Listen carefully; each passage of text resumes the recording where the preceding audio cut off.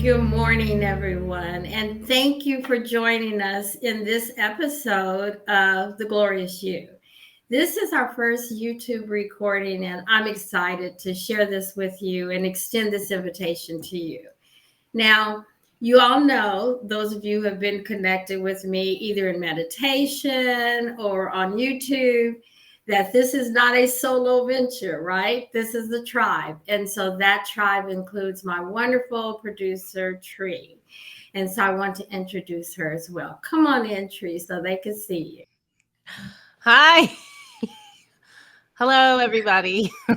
She made me do it. I'm finally participating. Hi, Miss B. How are you today? I am absolutely glorious and so happy to have this opportunity. And Tree keeps me on point because I'm like, no, let's just something by phone. And she's like, no, we are time to move forward. And I love it. I really, really like that push because if we don't get the push, energy that is not moving is no longer energetic. It becomes stagnant. And so thank you for all that you're doing here. Yeah. So, what have you been up to? Where have you been? Oh, life is good, right? So, where have I been? I've been back home. Y'all always hear me talk about home. So, I've been to California, went to LA. This is the first time in a while that I've actually flown into Los Angeles. I usually fly into San Diego and then make my rounds. But flew into LA, stayed in Beverly Hills for a while, went to some of my old haunts, saw some of my old friends. So I hope they're in tune here. So, hey, y'all, had a great time with you. Ate and walked and talked and shared and came to some illuminations, some remembrances that were being held just for me. And I appreciate that. So after I left LA, went to San Diego, stayed there. Oh my God, you all, I stayed by this in this wonderful Airbnb that was walking distance from a lake. I really have an affinity for water. And it just had the most phenomenal walking trail. I'm going to give Trees some pictures, and so maybe she'll put them on Instagram, walking trail. And so my son and I enjoyed some of that adventure too. And then my last stop was Mexico, where I spent some time with my son. So it was really great. But I came back to Atlanta early, and that was one of the kindest things I could have done to myself, giving myself some alone time. You all too, that's part of self-care, spending time with yourself, not by yourself, giving yourself alone time to just kind of control, alt, delete, to kind of take in and repurpose and revisit what the adventures that you created. So I suggest it for everyone. So now I'm planning the next adventure. So yeah, it was great. Thank you for asking. So, speaking of adventure, today we're going to adventure into, you call it living versus life or life versus living. I think that the way that I'm sorry, y'all, I got to take my glasses off. The way that you know, the world that we live in, it there's a bit of existing going on. And so I'm really excited about what you're going to share with us today, the wisdom around uh life versus living and your perspective on it. Also, how's the book going? So the book, we're enjoying the feedback. Thank you all so much for your wonderful words, letting me know how you felt, how it has affected you. Thank you all so much for sharing it with your loved ones. So the book is still on Amazon. You see what Tree put up. So please reach out. Engage with that QR code so that you can find it. Please reach out. Please share it with others. Mother's Day is coming up. What a wonderful gift to give to mom so that she can have a reflection of her inner child, her inner self, her inner wonderfulness, her in inner gloriousness. So share it, friends, family.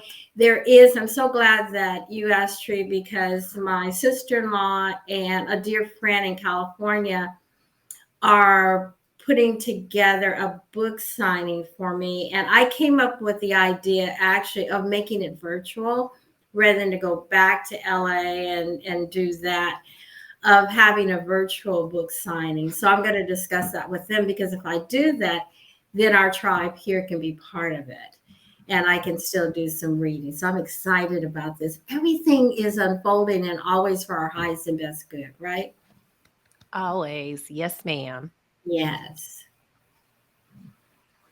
So we talked about, you mentioned today what we are offering as an invitation to share living versus life, or life versus living. It doesn't matter how you put it. And I love the way you introduced it, because it's true. There's this idea that is entrenched in the false narrative of just getting by. How are you doing? I'm just getting by.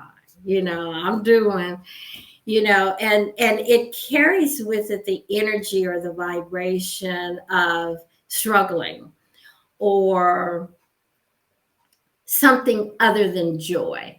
Yes, so I like that. Something other than joy. And sort of accepting life on life's terms. That's another phrase that we hear. We hear things that people say, like, life is hard and then you die, right? I used to work with someone and she'd say, life is hard and then, so wear a hard hat. And all of these phrases and terminology and ideas get stuck in our head, and then they get translated at some point as truth. One of my dear mentors, Reverend Deborah Johnson, says, what is wired together fires together. Meaning the things that we think that are true, the thoughts that we think and perceive to be true, then they fire. So they become action together. So what's wired together fires together. And so let's see if we can kind of change our wiring about life. So there is life, as you said, Tree, the life we're born into. So there are these subsectors of life. So in the illusion called this life, I appear to be a female of a certain age, of a certain ethnic background, right? I am born in the United States of America, and in particular in the state of California. I live in the state of Georgia. Those are all of the things that we call our environment, or the life that we're engaged in, we're entrenched in. And so then we add to those things, we add things like careers. What do you do is one of the first things people say to you. So what do you do? Right? And so then it becomes even more narrow. Okay, so you're a therapist, you're a producer, you're a doctor, you're an attorney. So then now we've narrowed that whole idea of life, and then the expectations that go along with that. And we've now limited ourselves even more. That's life. Is it living though? Is it really living? Is it taking this wonderful gift that has been given to us and opening it up for all the adventure that it has and all the adventure that we can create? But this is choice. We can live in that construction or that construct or that limited world called life, meaning these are the things that you're expected to do in this life. And we can also live in the limited ideation that this is the only life you have. That's another false narrative that we hear thrown around. This is it. You better make the best of it. We can do that, but it always comes with it, that choice always brings constraints. So then there's nothing further I can do. There's nothing further that I can have. I remember reading years ago about, um, who was it? One of our ancestors. It will come to me, you all. And he was living during the time of enslavement of people of color, or it was the time just after. And he says, Frederick Douglass, thank you. Frederick Douglass, and he says he remembers that someone said to him that at the age of 12, the brain of Black people stops growing. And so they always maintain the mentality of a 12-year-old. And so he was being told this, I think he was age 10. And he said, well, then I need to get busy in getting in as much information as I possibly can. He was really adamant of not being restricted, not living in those constructs of the limitations of what his life represented to others. So part of that moving from life to living is the ability to identify yourself.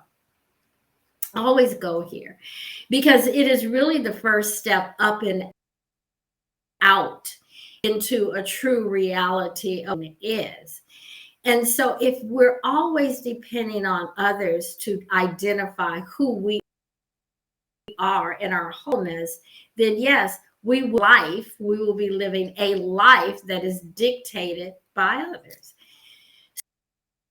So I said earlier, someone seeing, oh, she's Black, she's female, she's this, she's that, she says she does this or that. Those are all such limited views of me. And so when I start to self-define, I self-define from who I am at my core, not the human aspect, but the spiritual aspect of me. And so my self-definition of myself is that I'm a kind person, I'm generous, that I am more than what you see, that I am beyond the specters of these limited orbs that we call eyes. And then, as those of you who know me know, I always come to the conclusion that I am a magnificent representation of the Most High. I'm a child of the Most High God. I am limitless. There is no construction or constriction on me. There is no construct that can hold me simply because I self-identify as being all that there is all the time, everywhere. That is the part of us, where we say, and I share with you in this, where you start doing all that there is within you, and that power to create you becomes your own responsibility, right? And you can live in that smallness, but then you can also ask yourself, is that serving me? Is that serving me? Is it to my highest and best self? So you can create you anew every day, always expanding. Always expanding. Now we're talking about living. India Arie, does she just not tell us everything in her songs? And there is a song, and we will find it, Tree will bring it back to us, but the verse says, are you living or just staying alive? Right? It's so clear, right? That attitude, or are you living this wonderful life? Are you exploring it? Are you traveling? Are you gifting yourself to others and first gifting yourself to you? Are you filling your cup first before you fill others' cups? Are you putting yourself in first position? Are you living? Are you just staying alive? Are you just going with the flow of life? That's the question to ask yourself today and tomorrow and the next day. Am I living? Am I being my highest and best self? Am I expanding my awareness to a place where I am taking in new information and processing it? Am I giving? Am I searching for and receiving my highest and best? Am I putting myself in first position so that I then can be in a position to share with others? Am I doing a work, a job, or a hobby or something that I did just brings me joy? And I'm so excited to do it. Am I doing that? Am I welcoming new people in my life that also increase my awareness and expand my tribe? Is that what I'm doing? Or am I just being alive? It's a great place to be. It's a great reflection point. Living or life. It's always choice. It's always your choice. And so the invitation today is for you to choose. Thank you so much for being with us, for spending this time. But we'll see you in a minute.